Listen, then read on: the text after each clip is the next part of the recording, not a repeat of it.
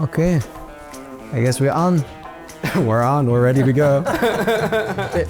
This is episode number 3 with Supply Chain Insiders. Your host, Michael Berg with Palette. We're joined here today by Nabil Malouli, I'm the SVP of eCommerce and omnichannel at DHL. We're in Miami, and I'm struggling to open up this package here. Let me see if I can help.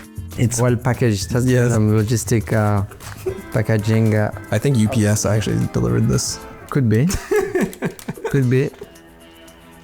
So we have 3 different steaks here today. They're all ribeyes. So one was the A9, it's like all fat, all marbling, wine-fed wagyu. Then we had our 6-7 wagyu. And then this is our most modest cut, USDA choice for all of our Costco shoppers and steak connoisseurs. USDA choice is like, come on, you didn't get the prime, bro? Come on. We're gonna see if we can tell the difference. We're probably gonna cook this one first. This is a Kobe Wagyu wine beef. Apparently this cow was drunk its whole life. It was wine fed. Okay. We got our seasoning salt if you want it, and then we got our finishing salt. Have you seen a more marbled steak? It looks good, it looks good. I'm the SVP of e-commerce and omnichannel, so I'm responsible for the business globally. I lead a basically product development strategy for all our fulfillment. Fashion and apparel companies, footwear, consumer electronics, they will ask us to manage the entire business on their behalf. It means managing inventory, managing the warehouses on their behalf, designing the warehouse, selecting which technology goes into the warehouse, robotics, automations, then we coordinate the deliveries, and then whenever there are returns, we get them back into the warehouses. Most of our customer base is billion-dollar company plus, usually large enterprise. Companies like Adidas, Estée Lauder, and L'Oreal. The benefit when you work with large brands is that the level of complexity is much higher. Much higher. Yeah, because I mean, if you look at like just some of the names I've mentioned, their business are global. Supplier base is global, customer base is global, the network is global, the manufacturing infrastructure is global. I have a couple questions for you, and these are really rapid fire questions. I'm looking for like 1-word answers up to 1-sentence answer. First one, what is the most overhyped tech in logistics right now? Blockchain. All the crypto guys right now in Miami are just like... In supply chain, you didn't say in fintech, right? Like in supply chain, yeah. Okay, next, what is the most underrated operator skill in logistics right now? Resilience. Resilience. If there's a 1-word answer or design for a tattoo that represents logistics, what would that be? The planet.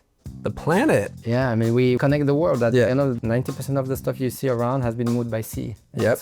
Since I know this is gonna take me an hour and a half, I'm gonna go ahead and try to open up this other one now too. Let's go for teamwork from the teamwork from the beginning, get-go? Perfect. Yeah, you're a quick learner, much faster than I. There you go. Thank you, sir.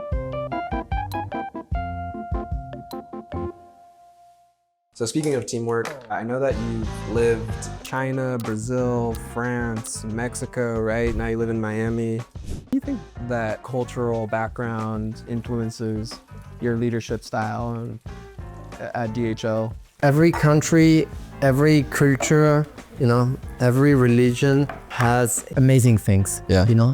And I think when you travel, you kind of get the chance to actually see these things and live and experience these things. So the way I've been thinking about it is, how do you get the best out of the different ways of thinking and living and, the Chinese culture? Most of the thinking is very long-term oriented. People think about decision process in a long-term view. I mean, people have plans for next 20 years when they take decisions. And usually you can see a country that is long-term planning versus one that is not by, for example, by how much money they invest in infrastructure. Because infrastructure is a long-term game, for example, right? The cities, the way the people think even about saving money, it's long-term thinking. Yeah. It's not about tomorrow. It's not about like next year, I have to, a 10-year, 20-year time horizon. Yeah, people could argue like, hey, is this a better way to operate? Right. But for sure, it's a better way to operate in certain contexts. Yep. And if you're trying to build a relationship with people, you want to build a relationship for the long term, right? Not being like thinking about like, oh, I'm trying to do something with somebody for the next 12 months. Yeah. No matter what you do, you should be thinking long term. I think the US mindset around the way you do business, for example, that is very ambitious. I was born and raised in France. I have also a Moroccan nationality. And in Morocco, for example, the topic of family is extremely, extremely important. I think you have positive things, and if you can take them and like mix them in your way of living, I think you actually have a very powerful mix of things. Like that long-term thinking, that very familial background and philosophy value from your Moroccan side. Do you like implement that at work, for instance? Because I know a lot of executives, a lot of leaders like yourself, there's like a very clear division, you know, like you don't want to get too close maybe to your team, but I mean, what's your stance? I'm not like that. I mean, you know, I had a boss that said this in a big meeting. Somebody asked him, how do you balance? And he said, there's no balance. Right. In my, and I feel a bit the same way. I met my wife at work. Oh, she worked for DHL, so I met her at DHL. HR. Yeah, she was in HR. She was in HR. Coldplay. We had this huge party. My former bosses were at the wedding. My boss of that time was at my wedding. You know, we all have our stories when we were kids and, you know, and growing up, and even today, right? I like to go to music festivals and things like this, right? I think my philosophy, to summarize, is like I'm very serious at work, but I don't try to say, oh, this is in my personal life. I don't talk about this, or and this is my work life, and you know, even if I'm quite different in both. I feel very similarly. I think that if you try to divide your create such a strong separation and boundary, for everyone who's probably seen the Apple show Severance, I think that's unavoidable. You end up just not liking what you do with 8 hours of your day because you're so focused on like maintaining some boundaries and some separation. People stay in companies because of the leaders, right? Not because of the companies. Yep. Right. And they leave also because of the leaders more than because of the companies. You know, when I speak to younger people and they tell me, you know, hey, do you think I should take this job? It's a good title. I'm gonna make more money. I'm like, who is the boss? Right. Does that person help you to reach your end goal, whatever that end goal is? You know, if you want to continue to evolve, you don't think just about that next step. Yeah. Think about, look, where that next step takes you towards your bigger goal. You know, again, thinking like the long-term view. And sometimes you might then decide, you know what, yeah, the job is good, but maybe the leader is not the right way to go to work for. Let's start just with this one, and then we'll cook the other two simultaneously after. Okay. Pan should be very hot. It looks like it's smoking, and there's nothing on it. I don't think we need any oil. Let's go ahead and get that bad boy on there.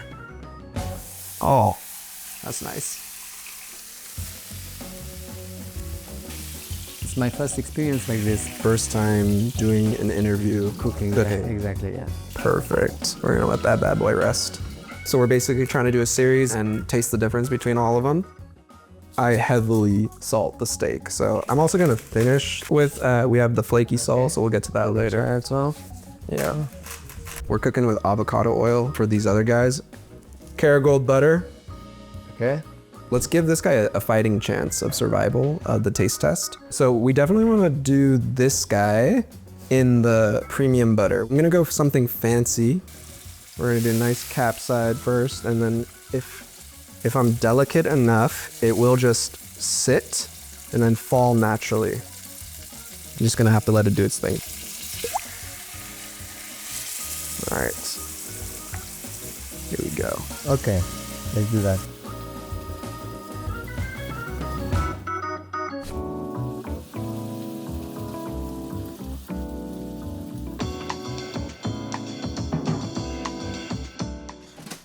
I think in the US, you definitely have more opportunities, I think, than in most of the other countries, you know, in general. I mean, we talk about facts, right? Yep. So people can make their own opinion. But if you look at like the top 100 CEOs in the US, or if you look at the top 100 most successful people, define, in that case, success by money. Yep. If you look at this and you look in the US, and you look at the mix of people you have, right?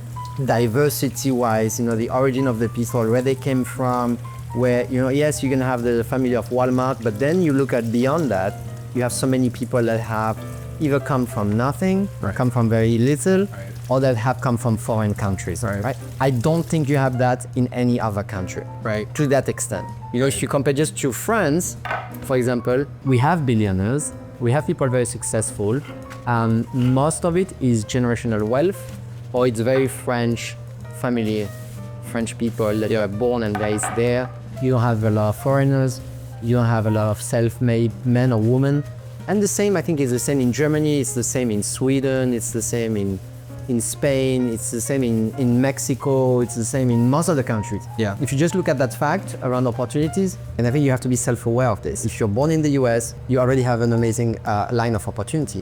As if you are born and raised in Europe, you are already from the get-go, Yes. you're privileged probably compared to half of the planet already from your first place. Because you're gonna get access to education, you're gonna get access to a system that gives you the path, right? And there was this great interview from Jeff Bezos not so long ago, and one of the questions was, why is the US the US? And he was talking about the system, from education, access to capital, ability to take risks, this entire system. If you're born here, you can get there. In our industry, if you look at, for example, on how the news feeds us perspective that maybe are not really accurate in April, May, June, we've been talking only about tariffs. We don't talk about this anymore because it's not the hot topic of what generates clicks. And if you wanted to really accurately cover this, you should be talking about it now as to we are gonna see the real impact on people, we are gonna see the real impact on businesses. Right. In the last couple of years, supply chain was at the top of the topics because during COVID, it was obviously like a very hot topic. But this is not new. I mean, everybody that works in this industry knows supply chain is critical for businesses, knows supply chain is actually a competitive advantage for most of the companies, but it was never talked about because it was not sexy. You have this reality into the business as opposed to what is sexy in the moment. And I think there is oftentimes, it's not reflective of what is really happening. So is our supply chain worse today than they were like 5 years ago or 6 years ago? I don't think so. Are there more volatility? Absolutely. Yeah. Technology is coming in to improve in different dimensions. If we get this better, everybody benefits. From the time, from availability of products, from the pricing, we all contribute to make the life of everybody better, right? And the DHL motto is connecting people, improving life, delivering vaccines, to delivering medical devices, to hospitals, to delivering things that are not necessary also, but it's all of it together, right? Cut it in pieces, or what do you prefer? Just whatever you feel. Yeah, maybe cut up a couple pieces, and we'll start. We'll start sampling. Okay, let's do that. Let's sample. We want to give the people listening at home a nice review. By the way, you cooked this perfectly. It's medium rare. It's perfect. It's right. It's very rich. It's really, really good. Very rich. My goodness. Nabil, this is a perfectly cooked steak right there. This looks very good. That looks like a perfectly cooked steak right there. That's Cheers. Just There's a lot going on in the politics and the interest rates. So maybe we started out interest rates. The Fed, I think this is the first interest rate cut in a long time. You know, interest rates have been going up for a while. Just dropped by 25 basis points. I'm just wondering, like, what you think, how is that going to hopefully benefit the global economy? any direction that the country or the government or the Fed takes in push the economy further is obviously like looked at something that's going to be positive in the sense of we depend a lot on our clients too, right? And how our clients are investing, how aggressive they are being, or how optimistic they are across their business for the future. And that of course generate new warehouses, new investments, new volume that gets moved. So I'm hearing all the time people talk about still a bit the uncertainty and the impact. I probably talk about this as well, but the impact of tariffs still to be seen across businesses to a large extent, the impact of the Minimus. So there are things that have happened the last couple of months that we have not seen the full effect. Right. There's also positive things. There have been multiple large investments that have been announced to be deployed in the US, not only in AI and data centers, but also across manufacturing and other areas of business, which should boost also some of the domestic activities, domestic fulfillment, domestic transportation. So I think this is a good signal. I think we probably need a bit more so people feel very confident about the outlook, because it will make people reinvest faster. Yeah, you brought up de minimis. And I think FedEx recently came out and said that they've already seen $170 million of like losses because of it. And what do you think are some of the impacts that are going to be felt in the industry with these de minimis changes? Most of the countries across the globe have mechanisms that allow you to ship internationally and import internationally a product for you as an individual without paying duties and taxes. Yep. That's the Minimus concept, which exists in most of the countries. Now in Europe, the amount is 150 euros for most of European countries. In the US, it was 800, which is, you know, it was a very high amount, yeah, you know, compared to other countries. And it was not always like this. It was changed. The last time it was changed was somewhere around like 2016 or 2015. Now, as of 31st of August, this is gone. The main reason I think why the US government is taking this step is because in the last couple of years, we've seen an increase of e-commerce cross-border parcels coming into the US. Yep. You know, a lot of it has been pointed out to be from the likes of companies like Shein and Temu, but it is not the only companies. Yeah. Every company could use this mechanism to do cross-border, right? Yep. And by the way, again, it's not a US specific a reality. It's across all the countries. Or most of the countries, you have mechanisms that allow you to do this to a certain extent. The postal services on the week following the announcement said that there was a drop on postal services. I think the number, it was more or less like between 70% drop in volume. Oh, wow. And it's important to understand that when you ship cross-border, you have, of course, the likes of DHL and other companies like FedEx or UPS. But then you also have the postal services. They play a major role, the same way that USPS plays a major role in domestic parcel when you buy products online. They also play a major role internationally. If you have a $800 product or $1,000 or even more, you usually want to make sure, like, safety-wise, the company is moving your product and so on is very reliable and so on. If you have like a $5 book, you're just going to look for the cheapest shipping option, which is usually postal services. So this is going to have an impact, and I think it's important to put in perspective that this is not only about it's not only about Shein and Temu. Right. A lot of the Amazon merchants also use these mechanisms. A lot of the Etsy merchants use this kind of mechanisms. A lot of the social commerce merchants use this mechanism. Yep. They'll buy somewhere else products, they will import them, or they will just like ship them to the country, declare a lower value, or they will just declare the cost value of the item, not the sales value, and then they will resell them in the US. Is that considered fraud? It depends how you do it. If you are shipping a finished product that has a sales value that is already geared towards somebody that bought the product and you put a wrong value and you don't put the sales value, it's fraud. If you are shipping a product at cost between one entity that you own and another entity that you own, where you have it in the country now and now you sell it from that entity, there is like gray lines in between what you can do and what you cannot do. You are very likely to see these companies moving inventory into the US. Yep. And shipping from here as opposed to shipping internationally individual parcels. So it's still hard to see, the true impact into businesses, but it will increase either the cost of some of these products, or it will also automatically, I've heard this from multiple brands that I work with, where they said, we are discontinuing this product. Because now that we have this situation, it makes no sense. It kills the business model. If you have to pay, 30%, 40% on certain products, then it just doesn't make sense anymore. Yeah, it just doesn't make sense anymore. And then what the companies do is they don't import them anymore. They don't do it that way. They stop that SKU or that product type, and then it will be replaced by somebody that has it in inventory, on Amazon or on another platform. Yeah. People are speculating that there's going to be an increase in fraud, and I was just wondering if you maybe could shed some light on why people think that way. Yeah, because it's very easy, right? Like, the person or the entity that declares the value are people like you and I. Yeah. And you fill a document that says, I'm shipping this glass, it costs $2.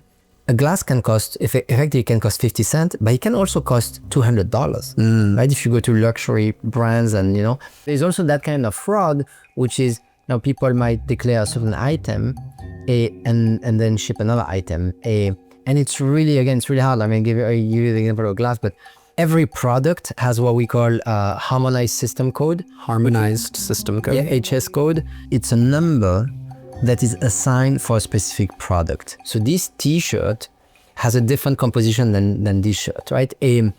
And the way it's calculated, for example, how much cotton is in it, polyester and so on, will define if it's a sweater, if it's a t-shirt, if it's a shirt, like, and all these things, they have specific codes. If you go online and you put HS code, you're gonna see it's like, it's a very long, basically very long classification model that allows country to recognize what is a pant, what is a shoes, what is a glass, what is a camera or phone, and then there is like multiple level of detail into these categories. And that is what defines what gets paid in every single country. It's not only for the US. At the end of the day, who's going to end up paying the price for these changes? Yeah, I mean, I think it's the kind of the discussion that nobody wants to talk about. It's the chicken and egg. No, I think it's more the discussion that very few people want to talk about. Yeah. I personally think it's going to end up to be between the final consumer and some of the brands will absorb some of it. Tariffs, they existed no matter what. I mean, if you were shipping already before, there were tariffs that will apply. You know, maybe they were not as high as they are now going to be, but there were tariffs in general trade.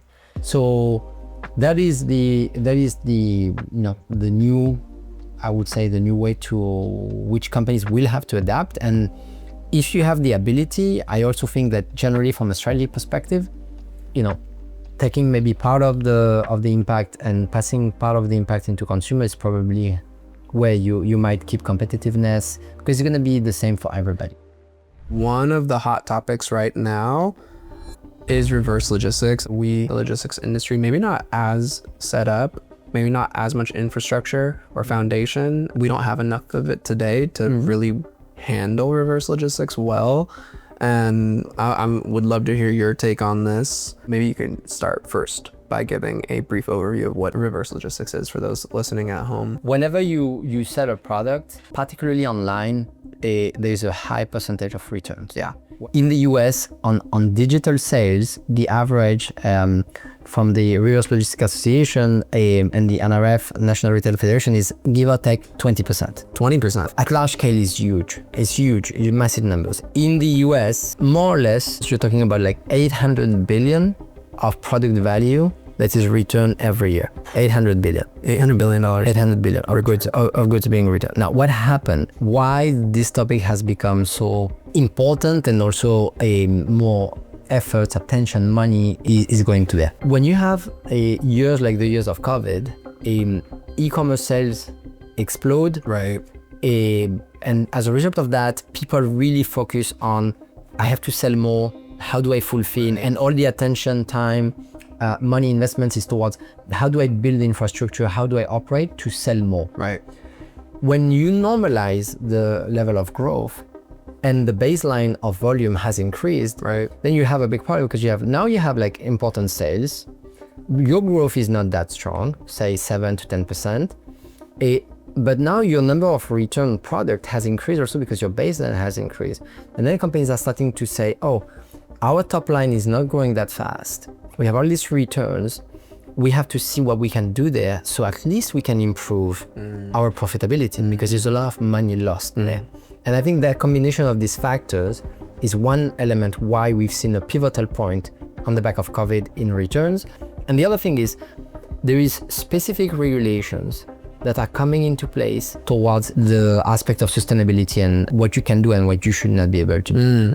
Destroying manufactured product is probably something that step by step every government will try to forbid. Is that the prevailing strategy today? It's like all these 20% of items that are being $800 billion in the United States worth of inventory being returned. So like the prevailing strategy right now is just like destroy it, burn it. Liquidation and destruction. What does liquidation mean? So liquidation is, so for example, if you go to Marshall or TJ Maxx, TJ Maxx, these companies, a lot of the products you will see are liquidation products, which means that these products have been returned. Yeah. They were in good state, they are new. Send into consignment. Yeah, you just sell them into an alternative channel because maybe they're off season, or because you just don't have the space, you don't have the, you don't have the bandwidth to manage them. Right. So you liquidate them. The problem of liquidation is that you're selling the pennies on the dollar. Yes, exactly. So the impact of this is, of course, for margin, it's really bad. Really bad. But it's better to do that than destroying, because even for destroying product, you have to pay for that, right? So when you destroy, you have to pay.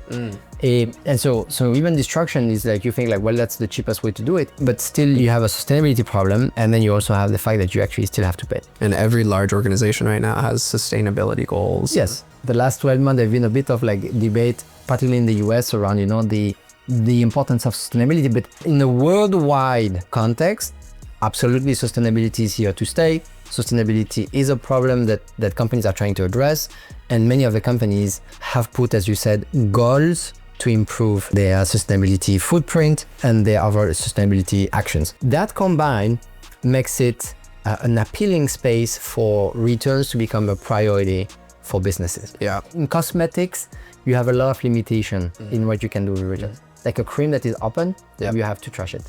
There's no alternative to that. But where it's very relevant is in fashion and apparel, consumer electronics. Why? Sizing is a problem, color is a problem, so you have so much product that come back because it didn't fit as good as it looked on the model. Well, guess what? You know, like, it happens sometimes, right? Yeah. But also in consumer electronics, for example, you have a very high residual value, right? So for example, if a phone is sent back 2 months after or 3 months after it's still under warranty, well, that phone repaired still is worth like a couple of hundreds of dollars. So you don't want to trash it and you don't want to sell it on the penny. That's why you see some of these categories that are really like some of the key areas of opportunities. Like companies like Lululemon and so on, they've launched entire websites and experiences, digital experiences for companies to buy a product that has been returned. Craziest e-commerce story you've seen?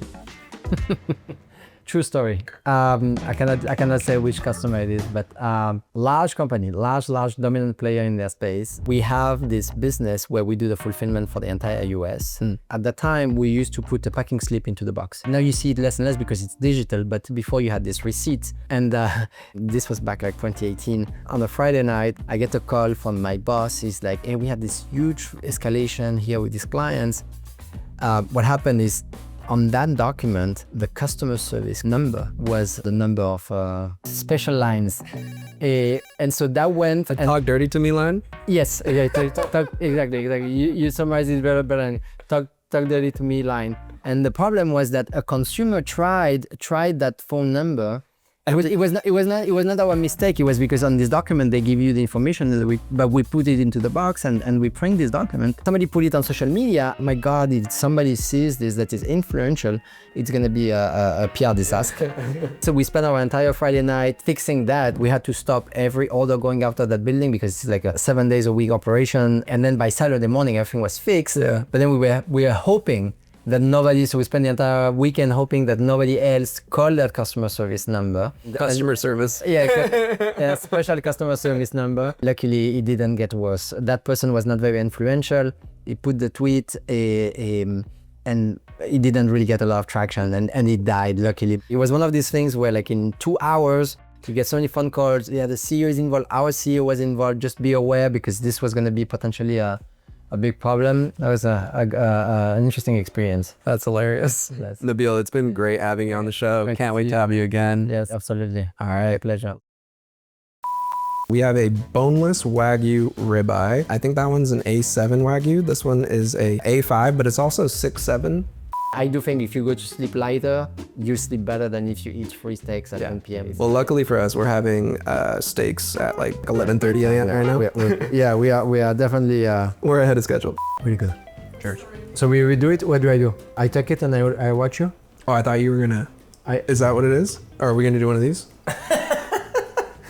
I don't know, it might be weird, but we do a cheers like this. That's gonna be... I think our intro should be jumping in the pool. Feel like I'm Michael Berg with Supply Chain Insider. Are you serious? Are you serious or are you joking? I'm serious. If you want to jump, I can come with that balloon, whatever you want, like to save you, like or to throw you the balloon and you're like